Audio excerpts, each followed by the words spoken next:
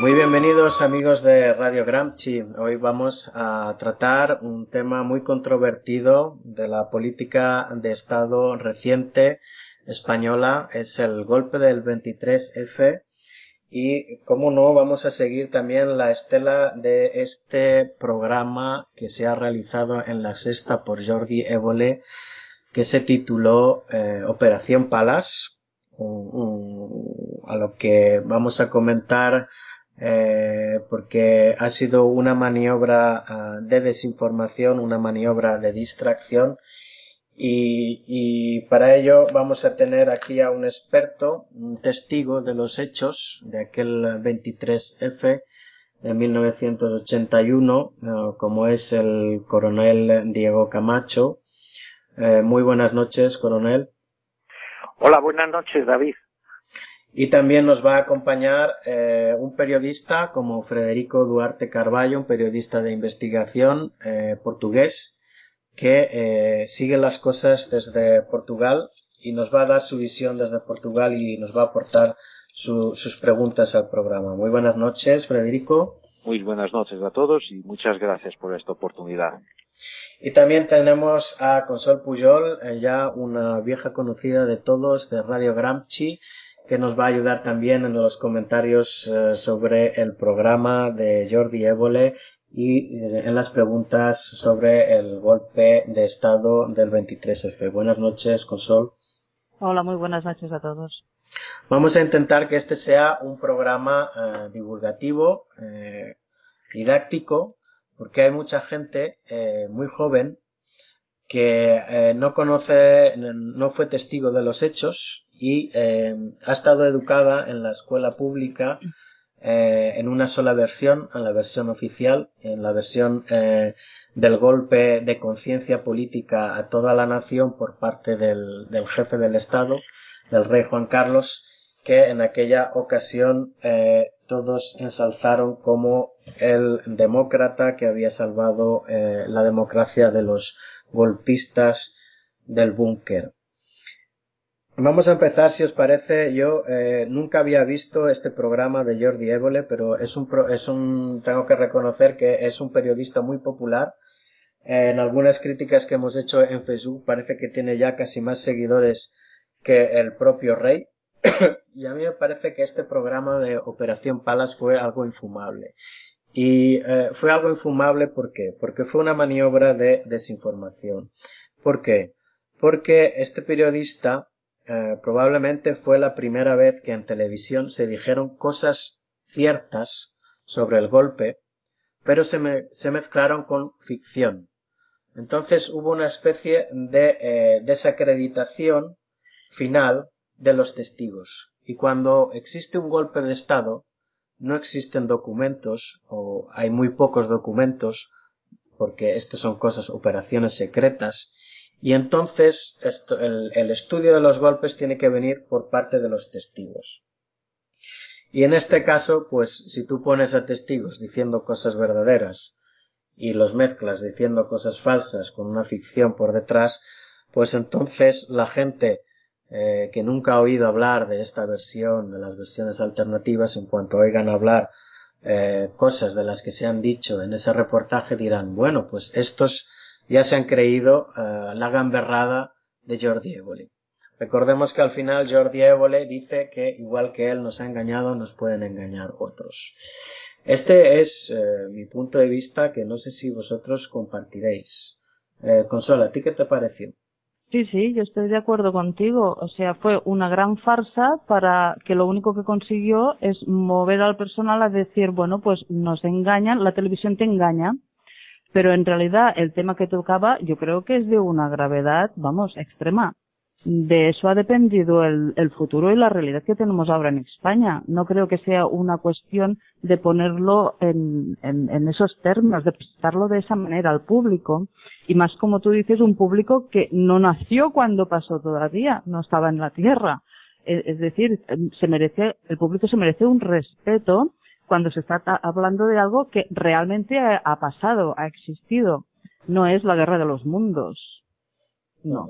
Es un golpe de Estado o es Sí, fue un golpe de Estado el que se dio y eso supuso la decisión tirar para por otra deriva, lo que es la vida política en España.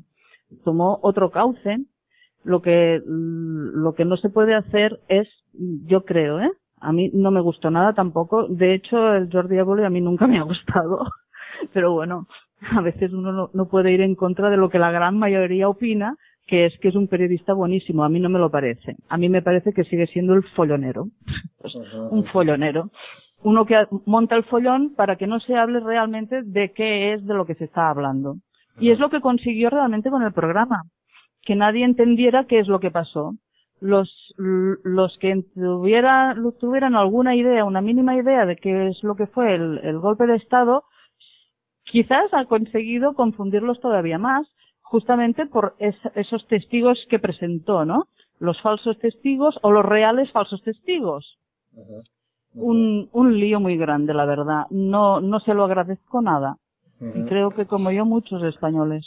Yo creo que yo hoy comparaba, decía que el Jordi Évole era la talegón del periodismo. ¿A ti te parece esto exagerado o es? No, es verdad. Es un poquito más listo, porque yo creo que él habrá tenido muchísimos más beneficios que no la talegón.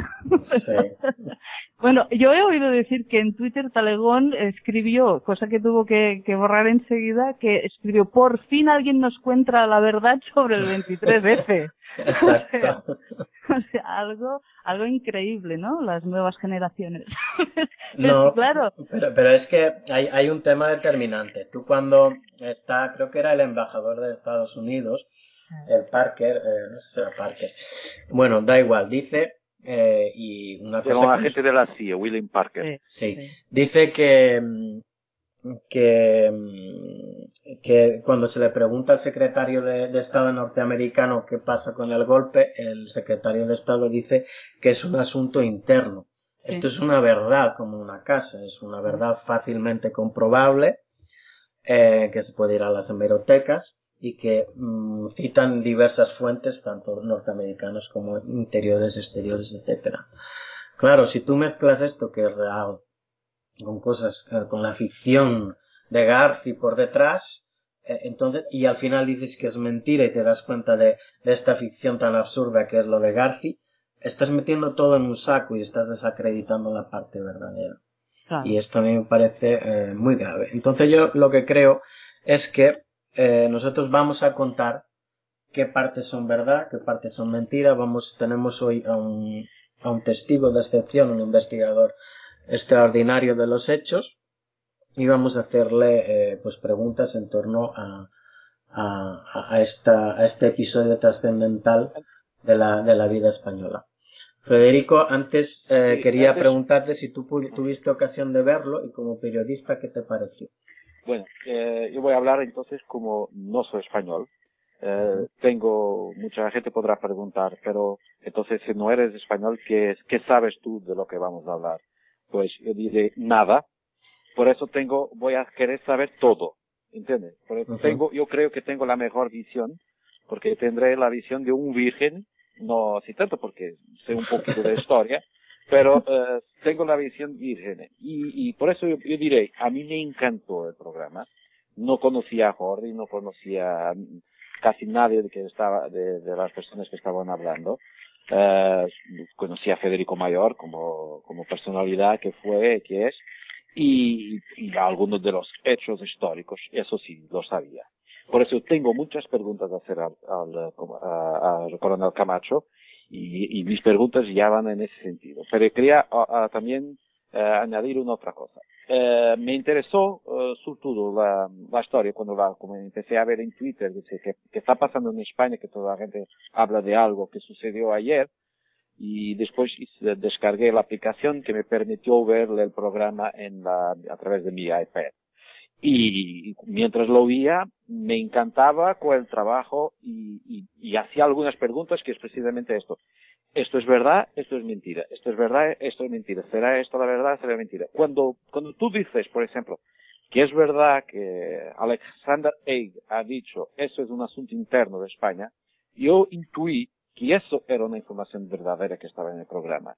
Y intuí también cuál sería la intención del periodista Jordi en querer hacer este programa. Y no lo entiendo que haya gente que lo puede desconsiderar y considerar todo como algo falso y demasiado grave y todo eso. Es totalmente distinto de la Guerra de los Mundos. Eso era una ficción pura. Esto estamos hablando de algo que sucedió y que interesa a las gentes. Jordi ha también aludido a un documental de William Carell que se llama Objetivo Luna, en que decía que Stanley Kubrick había filmado la llegada a la Luna y tenía declaraciones de personalidades, por ejemplo Alexander Haig, que entra en ese documental. Pues cuando William Carell hizo ese documental, él pegó en entrevistas que había grabado previamente sobre otro asunto y las deturpó o las colocó el personaje a dar las respuestas en una edición en que todo aquello pareció que ellos estaban hablando de verdad. Lo que Jordi ha hecho fue invitar a los participantes, a los testigos directos, a mentir asumidamente como actores. Y en el final, mientras se ve una especie de making of, unos dicen, bueno, lo que estamos diciendo aquí es mucha verdad también. Y eso es lo que pasa, porque él dice al final que nosotros hoy no tenemos acceso a los documentos. Tú dices que no hay documentos, pero lo que impide es el sumarísimo del juicio. Yo no sé hasta qué punto el juicio ha sido público o no. Esa es una pregunta que quiero hacer. Pues. Pero lo que importa aquí es que él dice que solo cuando yo tenía 6 años, dice él, cuando esto sucedió, y aún hoy no sé lo que pasó. Y por eso hago esto un ejercicio de artístico, de periodístico, en que para decir una verdad recorra la mentira, en la dualidad de mentira-verdad. Porque todo lo que nos dicen todos los días, dicen que esa es la verdad. Pero yo haciendo un ejercicio de mentira disfrazado de verdad, los enseño cómo es posible manipular a la gente. Ese es el mensaje que él da. Y sobre todo, cuestionar.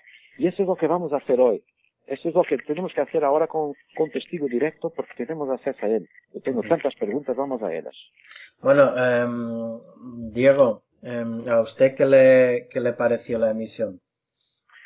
Bueno, vamos a ver, a mí en principio me pareció bastante obsceno el que antes de la emisión hubiera un marketing de, no sé si duró una semana o 10 días, prometiendo al ciudadano, pues, bueno, lo de la operación Palas, que se iba a tal, y entonces, claro, cuando uno ve el programa este de Évole, lo cataloga como un programa informativo, que aunque sea de rompe y rasga, pero bueno, es un programa informativo político. Entonces a mí, como ha dicho antes Consol, me parece totalmente inaceptable el que se haga un marketing falso con objeto de atraer audiencia, porque tú ten en cuenta que a la vez había otros programas también sobre el 23F y se fue toda la audiencia por lo que estaban prometiendo en la sexta. O sea que eso me parece, los que hicieron esto, me parece muy digno de la clase política que tenemos en España, es decir, engañar al ciudadano. Y bueno, lo que a mí respecta, desde luego mi consideración hacia Évole como periodista ha bajado muchísimos enteros, y yo creo que desde ahora le consideraré más bien un periodista de humor que un periodista político de investigación. Muy bien, pues usted cuéntenos, para los que no lo sepan, porque usted estuvo en aquel día en el Congreso. Sí, bueno, yo me entré en el Congreso alrededor de la 1:30 de la madrugada, después de que Tejero había impedido el acceso al hemiciclo al general Armada. Y bueno, yo en principio no iba al Congreso de los Diputados, es decir, yo por la radio estaba oyendo que Tejero estaba impidiendo la entrada a generales como Aramburu Topete, que era el director de la Guardia Civil, o Sáez de Santa María, que era el director de la Policía Nacional, etcétera. Y entonces yo mi idea en principio con un compañero fue irnos al Palace, que es donde estaba establecido el el cuartel general de las autoridades que estaban fuera y ver lo que pasaba ahí. Pero mi obligación como agente de inteligencia pues era tratar de enterarme lo más posible. Y entonces, cuando fuimos hacia el Congreso, vimos que las barreras que había de Policía Nacional, la primera que había en Neptuno y la segunda que había en la acera de abajo del Hotel Palace, pues se nos abrían en el momento en que yo me identificaba como capitán del CSIC. Y entonces le dije a mi compañero, oye, estamos avanzando muy bien, ¿qué te parece si tiramos para arriba a ver a dónde llegamos? Y entonces así fue como tiramos para arriba, y tuve la suerte de que uno de los guardias civiles que estaban haciendo un cordón por fuera de seguridad, pues era cuñado mío, y se me cuadró: a tus órdenes, mi capitán, ¿quieres que te acompañe y tal?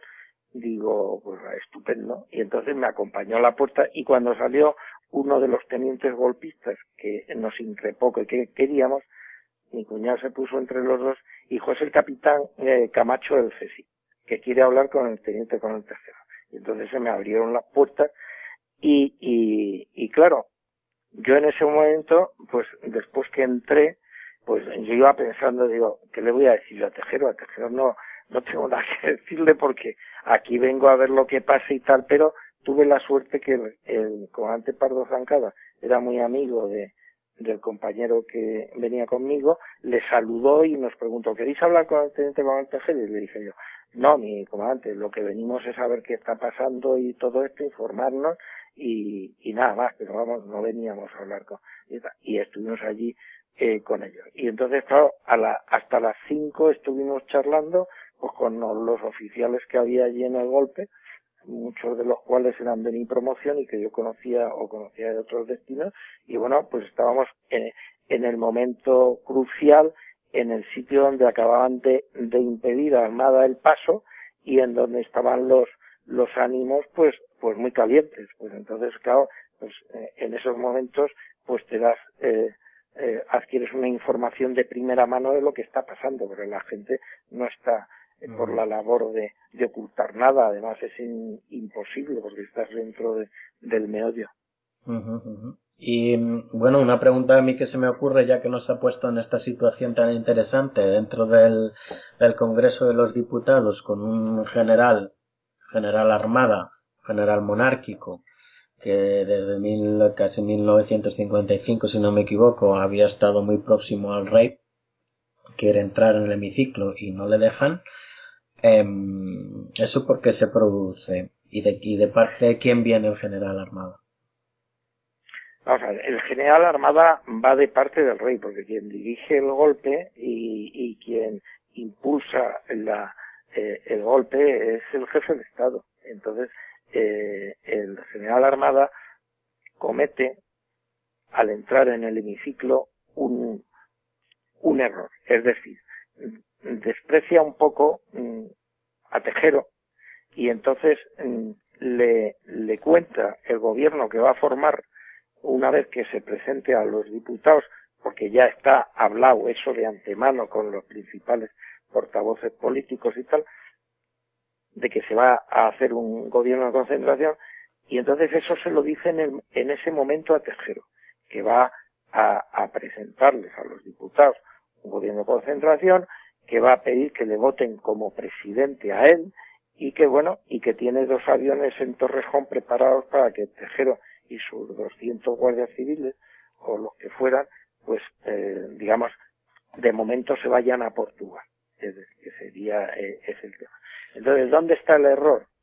El error está en que Armada se había entrevistado con Tejero 2 días antes, 2 días o 3 días antes. Me parece que se había entrevistado con Tejero el sábado anterior. Esto está sucediendo un lunes, y el viernes o el sábado anterior se entrevista con Tejero. Y a Tejero le dice otra cosa. O sea, a Tejero le dice que va a haber un gobierno militar, presidido por él, en donde el teniente general Milán del Bosch pues va a ser jefe del Estado Mayor del Ejército. Y entonces, ¿qué es lo que pasa? Que cuando llega Armada, en vez de decirle a Tejero, teniente coronel, muy bien, ha cumplido usted con su misión, retire a sus hombres, a ver de qué forma lo hacemos, yo me voy a tal, y sin meterse en explicaciones, le da una explicación y dice, pues voy a decirles todo a los diputados, sin caer o sin darle valor a que unos días antes le había dicho una cosa totalmente diferente. Y entonces en ese momento es cuando Tejero dice, yo para esto no he venido aquí. Y entonces en ese momento es cuando se para el golpe. Es decir, el golpe lo para la misma persona que lo inicia, que es Tejero. Pero Tejero no inicia el golpe por propia iniciativa, sino que Tejero ha sido reclutado por los organizadores del golpe para iniciarlo. Es decir, el golpe está planificado como un golpe de mano en 3 fases. En una primera fase es la entrada de Tejero en el Congreso y la creación de un supuesto anticonstitucional máximo, que es secuestrar al Poder Legislativo y al Poder Ejecutivo. Una vez que se produce esa entrada en el Congreso, entramos en la segunda fase, que es ante el aparente o el generado vacío de poder, un capitán general en una región que es Valencia, publica un bando que ya está preparado, porque se sabe lo que va a pasar, publica un bando, saca unos carros de combate a la calle, diciendo que ante el vacío de poder, pues se suprimen las garantías constitucionales y que la autoridad militar asume más. Es decir, se respalda la acción de Tejero con una acción en fuerza, pero simbólica, porque no hay ningún enfrentamiento y tal. Bien. Y entonces, la tercera fase del golpe de mano, el golpe de Estado, que está, como digo, planteado como un golpe de mano, es que llega un militar, que es Armada, llega al Congreso y entonces se va a presentar en el hemiciclo y para salvar la situación les va a decir a los diputados que como están, que Suárez ha dimitido y que hay que votar a un presidente, pues que él, para salvar esa situación de fuerza que se ha generado, se propone como presidente del gobierno y que le voten y que él entonces va a formar un gobierno de concentración con el compromiso de convocar elecciones pues en un plazo breve de 2 años. Entonces esa es la tercera fase. Entonces, ¿qué es lo que pasa? Que existe el desencuentro en la tercera fase. Y el desencuentro en la tercera fase es que Tejero se siente engañado y le cuentan una historia distinta a la que le habían contado y encima le dicen que tiene que irse como casi un delincuente con sus guardias civiles que han ido ahí, en su opinión, a hacer un servicio en favor de la corona, que se tienen que ir como si fueran delincuentes y todo esto. Entonces, ¿dónde está una de las claves del golpe? Pues que el golpe es Tejero, Milán y Armada están dentro de la misma operación, es decir, son fases diferentes de una misma acción política. Entonces, lo que pasa en este tema es que esta acción política, digamos, no se presenta o no se iba a presentar después a la opinión pública, ni siquiera a los diputados no advertidos ya de que eran cosas iguales, sino que evidentemente Tejero se le iba a separar de Armada, es decir, Armada se iba a presentar como el salvador de una situación. Entonces, ¿dónde está la esencia del golpe? En que los golpistas lo que idean es generar una situación de emergencia extrema, inexistente, porque son ellos mismos los que la crean, y que ante esa situación de emergencia extrema van a presentar una solución, un salvador, el general Armada. Es decir, van a copiar un poco lo que pasó en el año 1958 en Francia, cuando debido al tema de Argelia, el presidente de la Cuarta República, René Coty, de acuerdo con los portavoces parlamentarios franceses, le pide al general de Gaulle que asuma la presidencia francesa, y entonces el general de Gaulle, después de hablar con varias autoridades militares, pues llega a París con el presidente de la República y entonces le votan como jefe de gobierno. A partir del momento ese se abre un proceso constituyente y entonces cuando se aprueba la Constitución de la Quinta República, el general de Gaulle es elegido presidente. Entonces, ese esquema francés va a ser el que van a copiar los golpistas.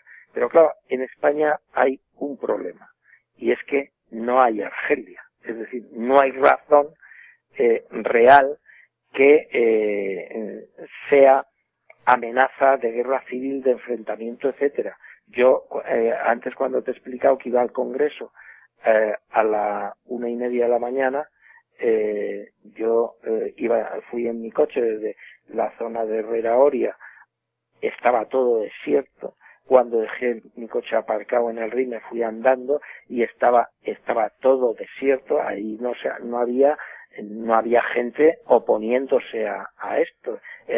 Sí veías las luces de las casas encendidas donde pues la gente pues estaría tomándose un gin tonic o estaría oyendo la radio seguramente o haciendo las dos cosas, pero vamos, que yo decía que en la ciudad estaba totalmente desierto.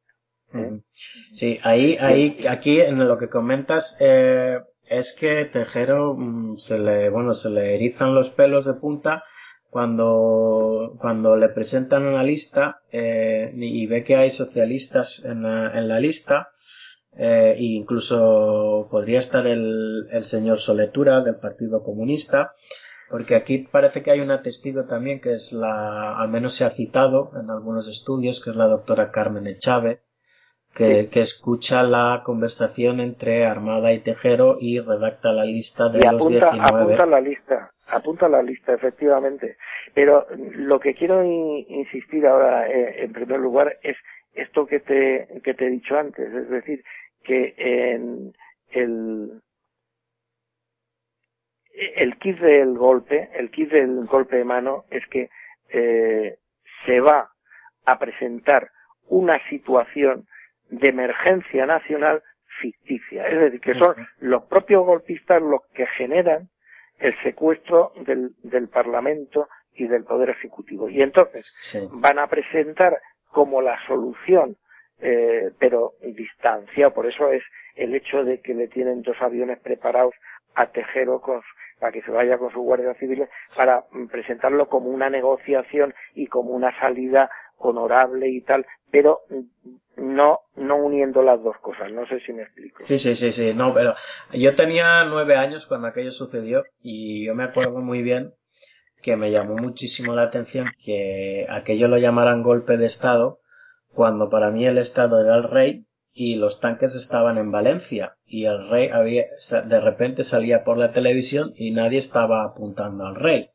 Entonces aquello era todo un poco de teatro, ver a unos tanques deslocalizados del centro de poder y a una televisión que seguía en manos del poder. Entonces, bueno, a mí me pareció evidente desde claro, y fíjate que con 9 años te diste cuenta, el tema del bando en Valencia está para respaldar esa actuación, o sea, para darle una solidez, pero piensa que aquí en Madrid, por ejemplo, la división acorazada, que se decía que iba a salir y tal, no sale como tal división porque no hay un movimiento, no hay un movimiento ciudadano de resistencia al golpe o tal. Es decir, porque además el tema gordo del golpe es que, claro, se llega a esa situación porque las principales fuerzas políticas, desde varones conspicuos de UCD hasta miembros del Partido Socialista, miembros del Partido Comunista, son tocados todos y todos están, antes de que se desencadene el golpe, todos están de acuerdo en esa solución de reorientación del sistema que en boca de Tarradellas lo llamaba el golpe de timón. Ujú. Bueno, pues si quieres vamos a darle paso a los otros dos contertulios que nos acompañan hoy. Consol, ¿tú querías hacer alguna pregunta? Bueno, sí, si quieres te traspaso las preguntas que nos han dejado aquí en Facebook. ¿Qué te parece? Sí, alguna puedes hacer, sí. Vale. Pues mira, la primera dice, si el objetivo del golpe era acabar con Suárez, ¿por qué el golpe se ejecuta cuando ya ha dimitido? Sí, vamos a ver. El golpe es un objetivo esencial, acabar con Suárez, pero no es el único objetivo. Es decir, cuando se piensa que hay que acabar con Suárez es antes del verano del año 80. Antes del verano del año 80, que en Estados Unidos hay un candidato a la presidencia de los Estados Unidos que se llama Ronald Reagan y que en su programa electoral propugna cambiar la política de defensa y seguridad de los Estados Unidos respecto a la administración Carter. ¿Debido a qué? Pues debido a que en Estados Unidos había causado a nivel popular mucha alarma dos hechos que suceden en el año 79. En el año 79 cae el Shah de Persia, que es el principal aliado de los Estados Unidos en el Oriente Medio, y la Unión Soviética invade Afganistán. Es decir, que estos dos hechos hacen que todo el suministro estratégico de petróleo y el control de la meseta de Pamir y el Golfo Pérsico, digamos, estén capitalizados por la Unión Soviética y en donde Estados Unidos pues tiene, digamos, ha perdido pie. No sé si me explico. Sí. Entonces, Israel se conforma como la pieza necesaria que hay que proteger, digamos, para precisamente afianzar esa presencia norteamericana en Oriente Medio. Y para afianzar a Israel hace falta controlar bien el Mediterráneo. Entonces, a finales, como digo, o sea, por el mes de mayo, a principios del verano del año 80, los Estados Unidos sí que dejan de manifiesto a sus contactos en España, de los cuales el más importante es el rey, que Suárez es un estorbo. ¿Y por qué es un estorbo Suárez? Bueno, pues Suárez es un estorbo porque tiene una alianza, una amistad, unos contactos con personas muy mal vistas para los intereses de los Estados Unidos, como puede ser Yasser Arafat o como puede ser Fidel Castro. Es un hombre que está jugando al tercermundismo estratégico, diciendo teorías sobre el Golfo de Hormuz, sobre el Golfo Pérsico. Es una persona que quiere llevar otro modelo de cooperación al África subsahariana al que tienen los franceses. En definitiva, es un hombre visto desde Washington que es un obstáculo a esta nueva política de defensa y seguridad que quiere poner en marcha el eventual ganador de las elecciones norteamericanas. Y entonces ahí es cuando surge la idea de que Suárez es un obstáculo. Entonces no es que el rey pierda su confianza en Suárez por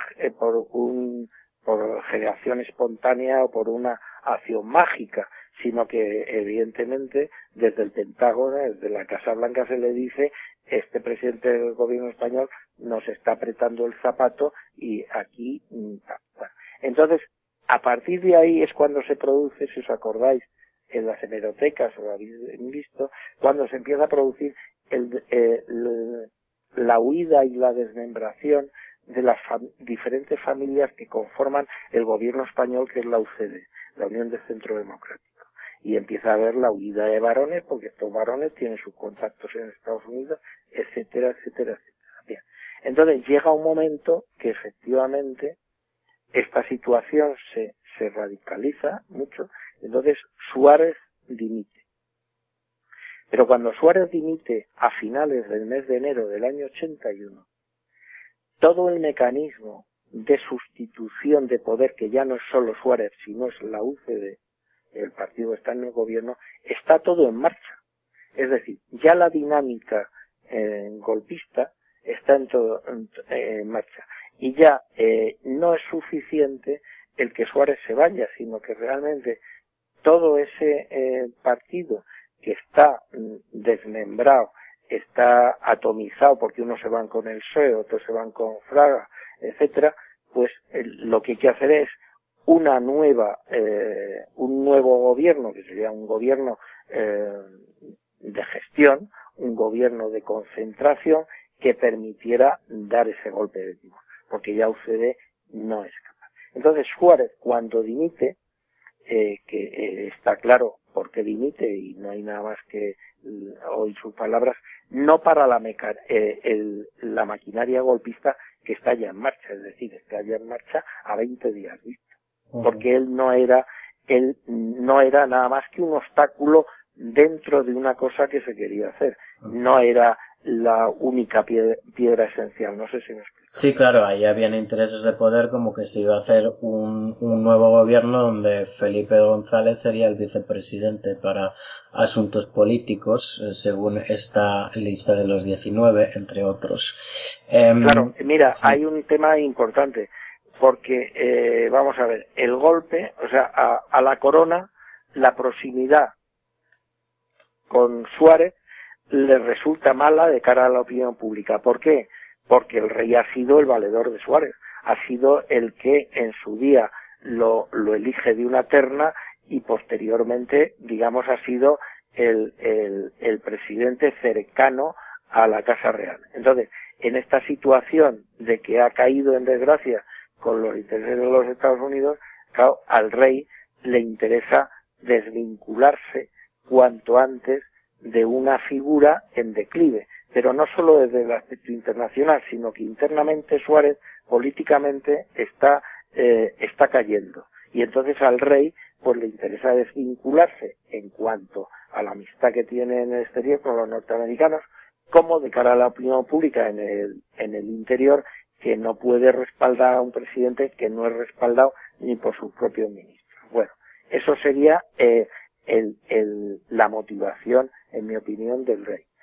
La motivación de partidos como Alianza Popular y como el Partido Socialista, que tienen un pecado grande, porque es que en un momento determinado ven que ese golpe les va a permitir alcanzar unas cuotas de poder antes de lo previsto, es decir, van a llegar por un atajo al poder antes, y entonces están operando evidentemente en base a sus intereses partidarios.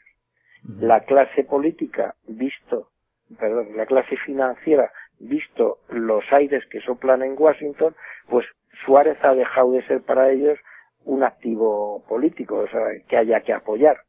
Y entonces, bueno, pues toda esa conjunción de factores son las que uno puede decir, el golpe, ¿a quién beneficia? Pues a toda esta gente les beneficiaba, a cada uno bajo ese punto de vista que te acabo de señalar. Federico, cuéntanos. Bueno, y desde luego ya aprendí una cosa hoy que no lo sabía, es que había sido propuesto a los golpistas de venir a mi país, aquí a Portugal. Le pregunto a Coronel si acaso sabía si eso es de verdad y si había gente informada en Portugal de ese hecho, de que iban a recibir los golpistas españoles de aquí en Portugal. Y lembro que el primer ministro de Portugal era entonces Pinto Balsemão, porque el primer ministro de Portugal, muy amigo de Adolfo Suárez, y que comungaba de sus opiniones como el coronel de ahora. Muere en un accidente.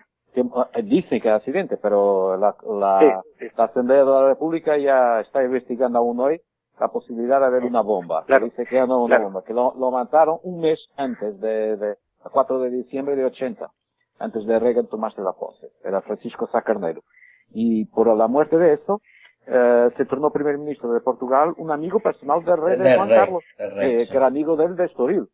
Por eso estaban Portugal y España estaban siendo gobernados, bueno, tenían amigos de La un lado y misma del familia, otro. la misma camarilla. La misma camarilla, estamos iguales. Por eso es que este asunto también me interesa a mí, porque yo creo que lo que sucedió también en España con el 23F es casi una copia de cosas que habían sucedido antes en Portugal. Como Claro. falsos golpes Sí, de sí. Estado. Había el 11 de marzo que el general Spínola, héroe del 25 de abril, tuve después que escaparse del helicóptero, ¿para dónde? Para España. Al revés. En 75, en 11 de marzo de 75, que abrió espacio a la nacionalización en Portugal. Y eso es lo que pregunto, ¿por qué Portugal? Vamos a ver, Portugal interviene y, quiero decir, entra como pieza en el golpe en dos aspectos. El primer aspecto es que después de una conversación que hay el 14 de febrero entre Armada y el embajador norteamericano en España, que se llama Terence Tubman, donde Armada le garantiza al embajador norteamericano que cuando él se haga cargo de la presidencia, los intereses norteamericanos serán protegidos y bueno, y por supuesto el principal de esos intereses es la entrada de España en la OTAN. Entonces, después de esa conversación, el embajador norteamericano solicita al Departamento de Estado que se ponga en contacto con el Pentágono para que el Pentágono mande a Lisboa un avión AWACS. El avión AWACS son estos 760 Boeing que llevan con una especie de pantalla grande de radar encima del avión y que es un interceptador de comunicaciones, entre otras cosas.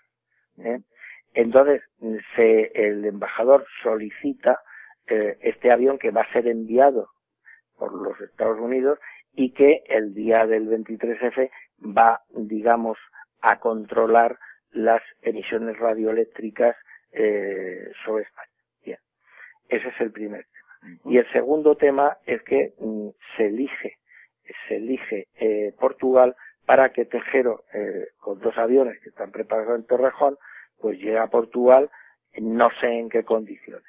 Entonces, esa gestión de salida hacia Portugal, evidentemente, era una cosa que a la fuerza tenía que estar negociada con el gobierno portugués, pues no iba a llegar ahí de sorpresa. Lo que es evidente es que yo no sé con quién se negoció ese asunto, pero ese asunto estaba ya completamente centrado. Entonces, para entender un poco el asunto del 23F, como decía Federico, con mucha razón, hay que ponerse en el contexto de la región del Mediterráneo. Es que hay que tener en cuenta que desde el año 80, cuando ya en octubre se produce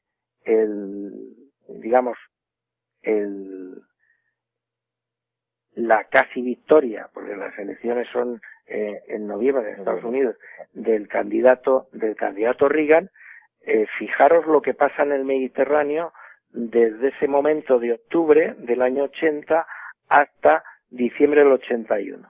Lo primero es, en el mismo octubre, el golpe de Estado del general Evren contra Demirel en Turquía, que con el beneplácito de la ONU, después de producirse este golpe en Turquía, se produce una represión que le cortan la cabeza a un buen número de liberales turcos que hay.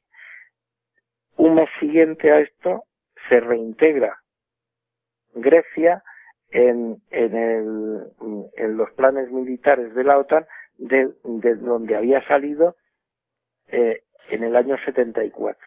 En diciembre, como ha dicho Federico muy bien, se produce el accidente nunca aclarado de Saca Carneiro, me parece que en un helicóptero. Un avión, era un Cessna. Un avión que Cessna. Sí, bien, en un avión Cessna. Bueno, después, en enero del año 81 ya, se produce el acuerdo entre Marruecos y Estados Unidos, donde se le abastece a Marruecos por primera vez de carros y de carros de combate y de aviones de penúltima generación. 2 meses después va a tener lugar el golpe de Estado en Mauritania, con el beneplácito de Estados Unidos y Francia, donde va a ser un golpe propiciado por Marruecos en Mauritania, donde Mauritania va a abandonar la parte que le había correspondido del Sáhara Occidental y se la va a dejar toda a Marruecos.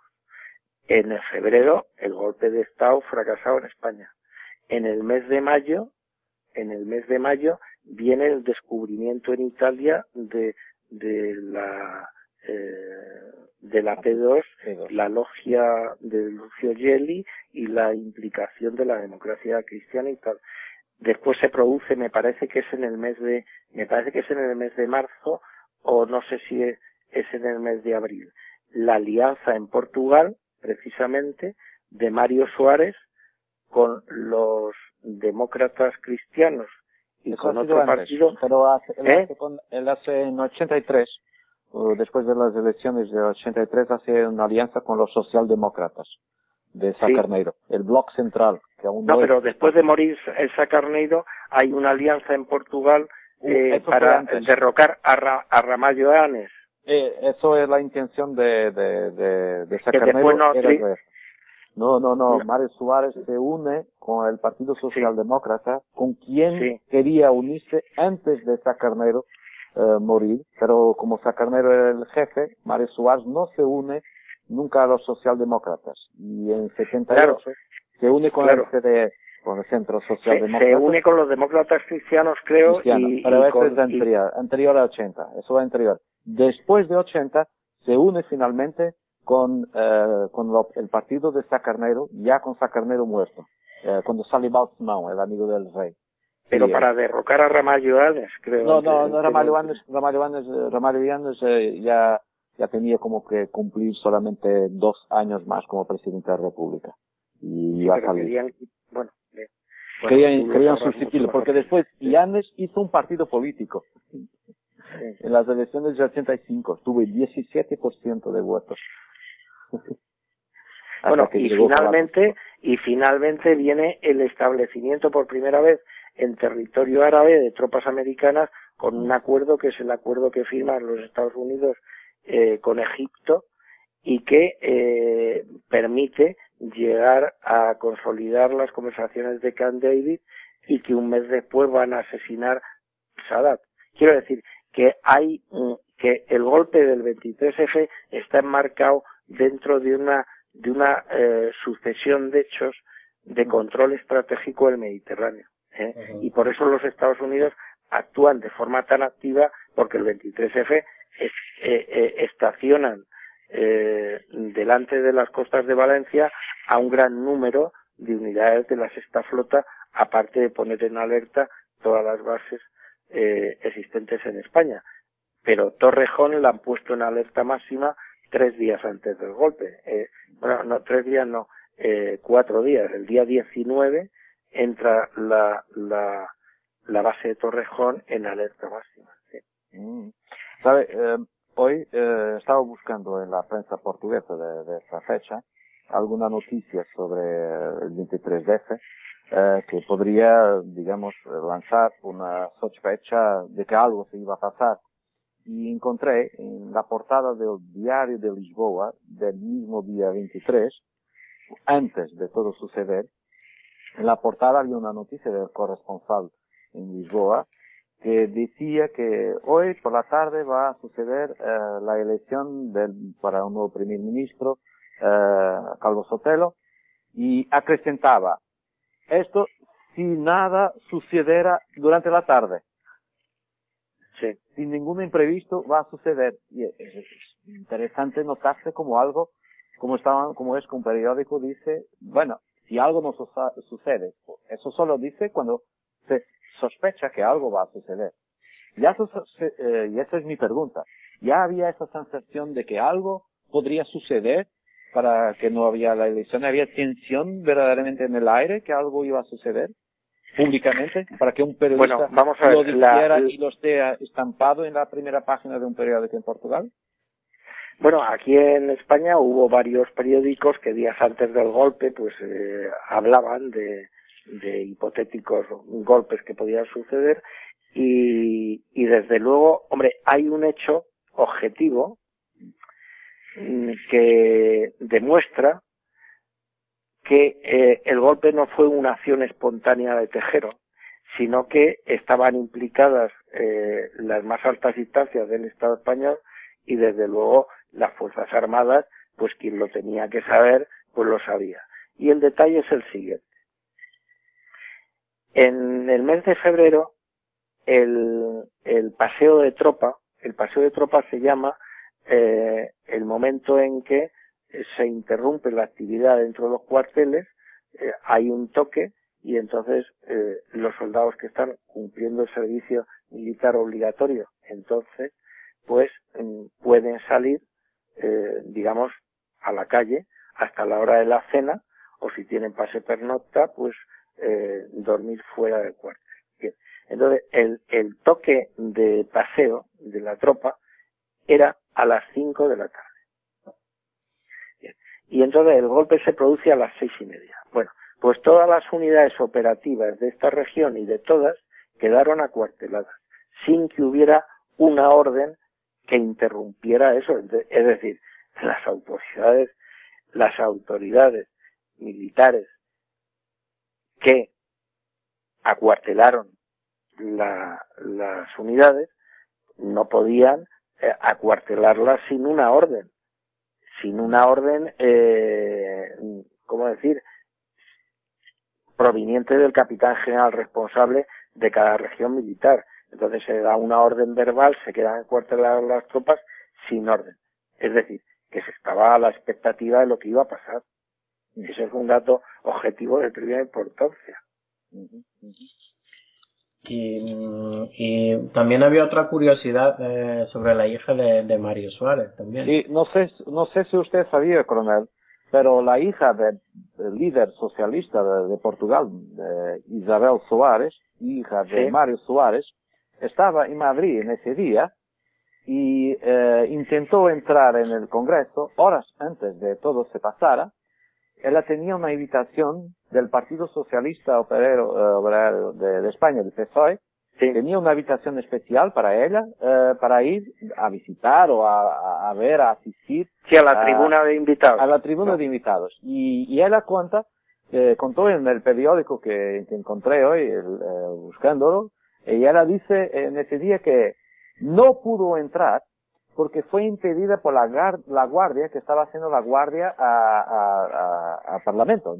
Y ella dice que se ha identificado y enseñado la invitación y mismo así no la dejaron entrar. A lo mejor, yo ahora puedo especular que cuando lo supieron que ella era hija del líder socialista de Portugal, dijeron, bueno, no la queremos aquí adentro si algo sucede y que vamos a tener un incidente diplomático si algo sucede y la hija del líder socialista está entre las víctimas o las posibles víctimas. Por eso, ¿sería posible que los guardias que estaban haciendo la guarda sabieron también que algo iba a pasar?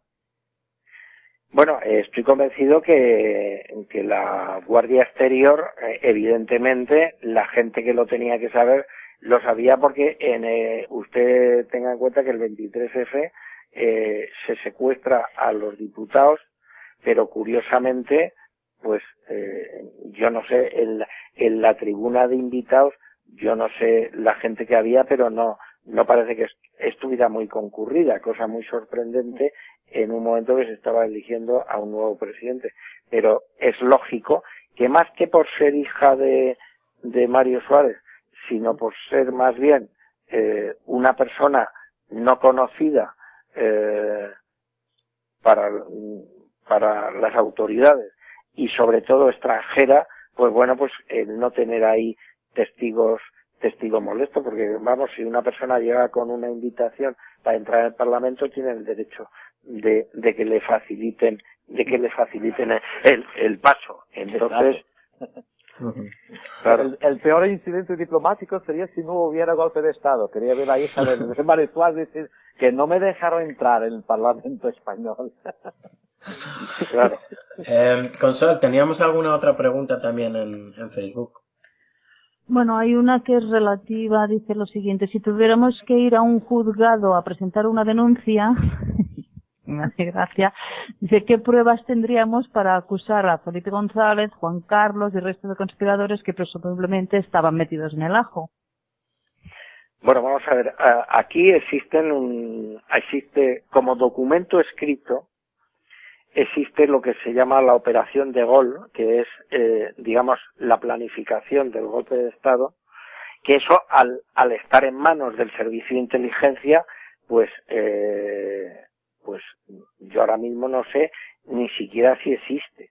En su época sí existió, pero como en España hay una ley de secretos oficiales donde el que clasifica un documento lo puede tener clasificado durante la vida suya, la de su hijo y la de su nieto y sus bisnietos, pues el control ciudadano sobre la documentación secreta en España no es equiparable a la que hay en Estados Unidos, en Gran Bretaña o en Francia. Entonces, claro, en el momento en que estamos hablando de una operación como esta, pues lógicamente los documentos que hay, cuando existen, se destruyen o se mutilan. Otro documento que debía existir, aparte de este que he dicho de la operación de Gaulle, es el informe Howdeness, que ese sí me consta que está mutilado, porque yo personalmente testifiqué en ese informe, y entonces cuando después de años salió a la luz por un tema que no viene aquí a colación, pues comprobamos que ese informe solo conservaba las conclusiones del instructor, pero habían suprimido todas las declaraciones de los oficiales que allí declaramos. Ese sería otro documento. Y un tercer documento importantísimo son las actas del juicio de campamento, el sumario del tribunal, las actas del Tribunal Supremo, que ya sabe usted que fue después recurrido por el gobierno el inicial juicio de campamento, y entonces esas actas, pues ahí están clasificadas como secreto. Entonces, ¿qué es lo que pasa con toda esta documentación? Pues que está en manos de las personas que están intelectualmente implicadas en el hecho y no tienen ningún interés, como es fácil comprender, en que esto se conozca. Entonces, ahora mismo el presentar una denuncia, pues me resulta bastante procesalmente, no sé hasta qué punto se podría hacer. El juicio de campamento en sí mismo es nulo de pleno derecho, porque sí me consta que el informe Howdeness, que era una pieza esencial en la investigación de los acontecimientos, no se le facilitó a las defensas de los acusados. Entonces, si tú eludes elementos de prueba sustanciales a los acusados, estás procesalmente haciendo un juicio nulo de pleno derecho. Entonces eso me consta que es así. Y para ilustrar un poquito a la audiencia, ¿qué es lo más importante que se nombra en este informe Howdeness? Bueno, pues en el informe Howdeness lo que se pone en evidencia es la participación del CSIC, del Servicio de Inteligencia, en la planificación, en la coordinación y en la ejecución del golpe de Estado. Es decir, el CSIC facilitó agentes, facilitó medios materiales como vehículos automóviles, facilitó emisoras de radio y facilitó matrículas del CSIC, y estuvo actuando a las órdenes de Armada que no estaba en la cadena de mando del Servicio de Inteligencia. O sea, dígame usted si eso no son elementos objetivos de tal, pero todo eso se ha ocultado. Es más, este informe ya ha terminado cuando hubo un pleno en el Congreso. El entonces ministro de Defensa, el señor Olliart, fue preguntado por un diputado de Izquierda Unida, me parece que era Willy Meyer, sobre la actuación del CSIC durante el golpe de Estado, y más o menos el ministro de Defensa dijo que había sido ejemplar, que el CSIC había actuado con plena ortodoxia, que no había habido ninguna desviación, es decir, mintiendo en la sede de la soberanía popular, mintiendo.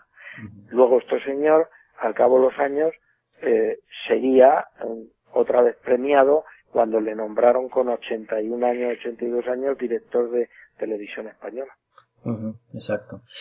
Pues bueno, no sé si tenéis alguna otra pregunta. Hemos hecho un repaso bastante extenso de las motivaciones y algunas de las pruebas objetivas que existen. Y bueno, este documento en cualquier país haría que la justicia se pusiera en marcha e investigara qué es cierto, qué no es cierto sobre todo esto, y lo que ocurre es que en España se toma a broma y a cachondeo. Yo tengo solamente una última pregunta, porque es precisamente como termina el documentario. ¿Qué es la caja blanca al lado del rey? Pues yo la caja blanca, yo creo que es sencillamente una invención de Jordi Évole. Sí, yo creo No, porque la caja está allá durante la lectura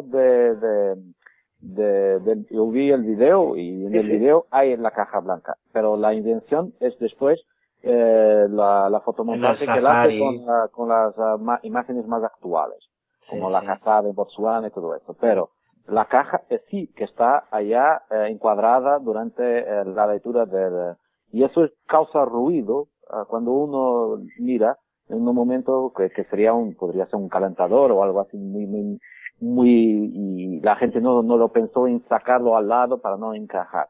Pero podríamos considerar que la caja estaba dando un mensaje subliminal, como que si fuera un símbolo o un código programado. Pues que yo sepa, no. La única cosa de color blanco que era importante en el golpe dentro de los planes era lo que se conoció en su día como el elefante blanco. El elefante blanco pues era un alias que adoptaba la persona que iba a llegar al Congreso para proponerse como presidente del gobierno, es decir, el general Armada. Lo de la caja, pues me parece pues una forma de desviar la atención, ¿no? No, pero vamos, ya me ha dado una idea. Y solamente, ¿el juicio ha sido a puerta abierta o a puerta cerrada?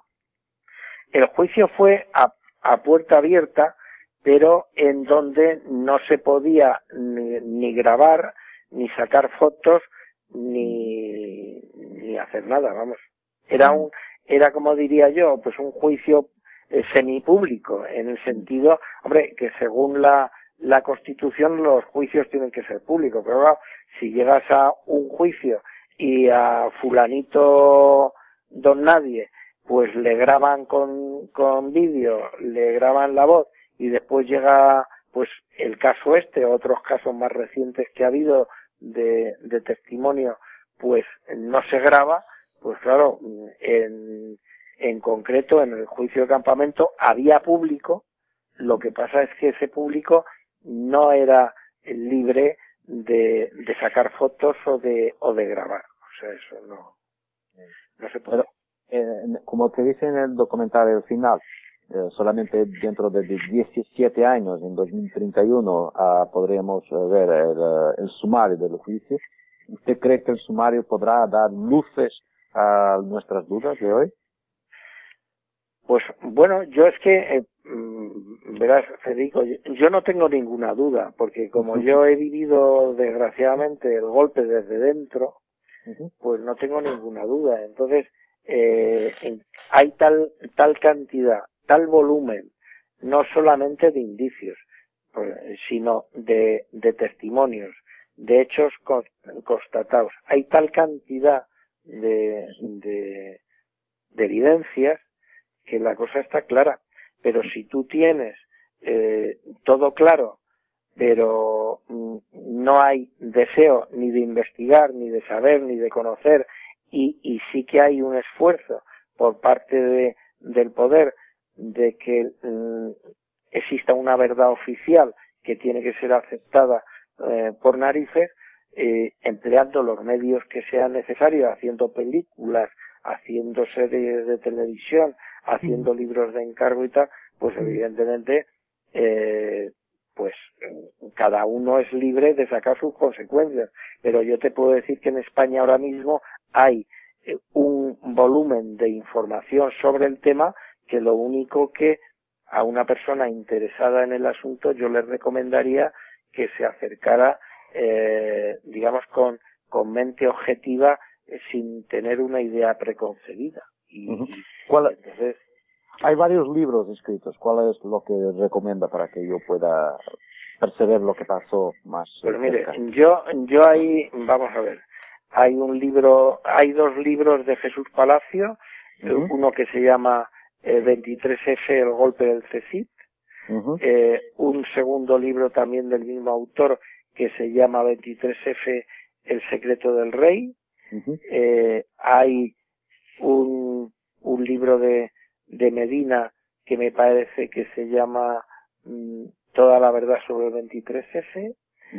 Hay un libro magnífico sobre el golpe también y que te ubica en la realidad de los servicios secretos de Juan Alberto Perote, que se llama Ni Milán ni Tejero.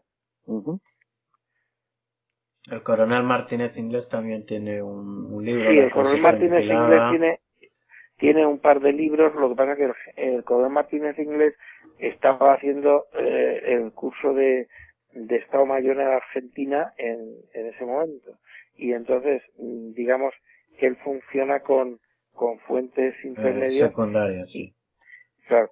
Y bueno, y después también tienes, por ejemplo, Jesús Cacho, un periodista que ha investigado también con algún testimonio. Jesús Cacho tiene cosas importantes que ha escrito. Yo le he leído artículos, libros. Tiene en el negocio de la libertad. El negocio de la libertad trata el tema, sí, pero lo que pasa es que no lo trata monográficamente de profundidad y tal. Sí lo trata bien. También lo trata bien, pero también un poco de pasada, Pedro J. Ramírez en La Amarga Victoria, en Desquite, uno de los dos, no recuerdo cuál.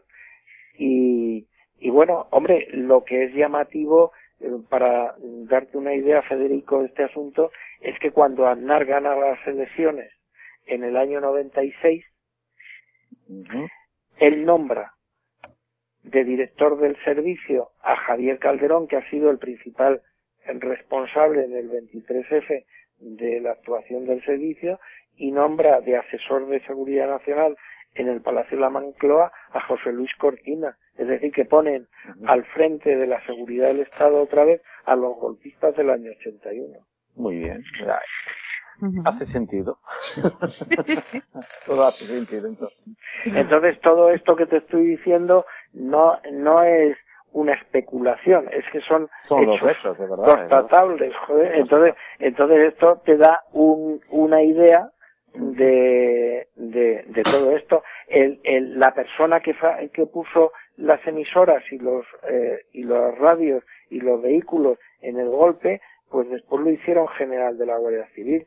En fin, te quiero decir que las cosas están muy claras.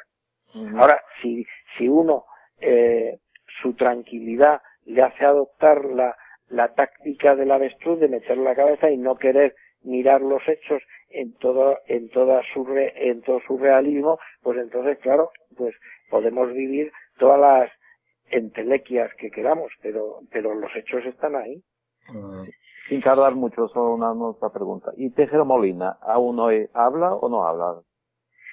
Tejero Molina no habla, pero bueno, pues Tejero Molina le pasa lo mismo que al general Armada, o lo mismo que le pasó al capitán de la Guardia Civil, Gómez Iglesias, que pierden la carrera, le sale una condena, pero después mira tú de qué forma más confortable viven en este país. Ujú. Sí, ilústrenos un poco. Bueno, pues vamos a ver, el general Armada hace un negocio en Galicia de camelias que exporta a toda Europa con todos los beneplácitos. En Gómez Iglesias, que creo que le sale una condena, no sé si de 4 o de 6 años, pero bueno, pierde la carrera, es el primer oficial que va a ser indultado, y cuando le indultan le ponen al frente en la dirección de una compañía de seguridad en Cataluña. Es decir, ¿dónde has visto tú Todos los golpistas indultados. Ujú. Y bueno, indultados, y muchos de los que participaron activamente, como Javier Calderón, pues llegan a tenientes generales. Los oficiales que necesito idearon el plan de Gaulle, que uno llegó a Geme, a jefe del ejército, y el otro a general de división, es decir. ¿Y Tejero Molina qué hace hoy? ¿Quién? Tejero Molina, ¿qué hace hoy? ¿Está vivo No, aún? Tejero Molina yo creo que está retirado con su familia en Andalucía, se dedica a pintar, creo, no le sigo, no. Ujú. Muy bien, gracias. pues ha sido un auténtico lujo tener hoy a un testigo de excepción que, bueno, al contrario que otros vividores del cuento, no gana nada con estas declaraciones, sino que ofrece mucho a su país, y bueno, de los ciudadanos depende llevar adelante este país o quedarse con los vividores del cuento de la secta, ya sea de la secta o de la telebasura española. Muchísimas gracias también a los otros dos contertulios, y nos despedimos de todos los oyentes hasta muy pronto.